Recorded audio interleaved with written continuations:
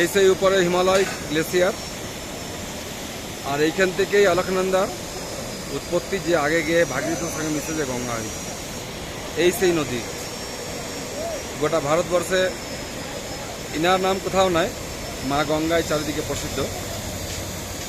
দেবপ্রয়াগে গিয়ে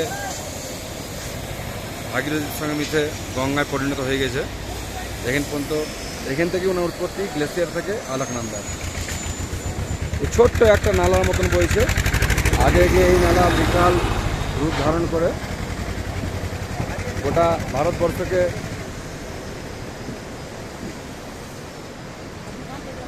ভারতবর্ষকে নিজের পরিচয় দিয়েছে।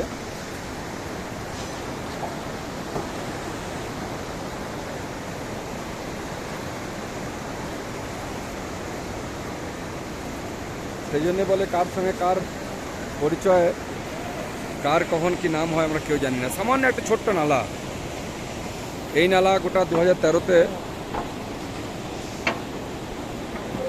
গোটা উত্তরাখণ্ডকে নাকি নিয়ে ভাসিয়ে দিয়েছিলেন। ছোট্ট একটা পাতলা নালা বইছে, এখান থেকে মোটামুটি 5 কিলোমিটার যেতে যেতে বিকরাল রূপ নিচে দেখতে হবে, আমরা আগেও দেখাবো আগে।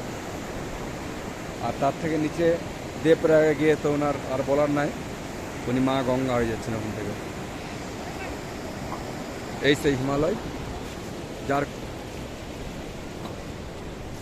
কোলে বাবা কেদার বসে আছেন বিরাজমান। ওই সেই বাবা কেদারের মন্দির দর্শন করা এখান থেকে।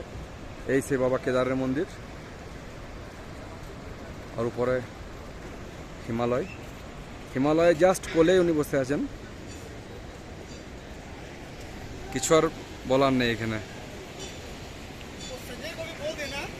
হর হর মহাদেব।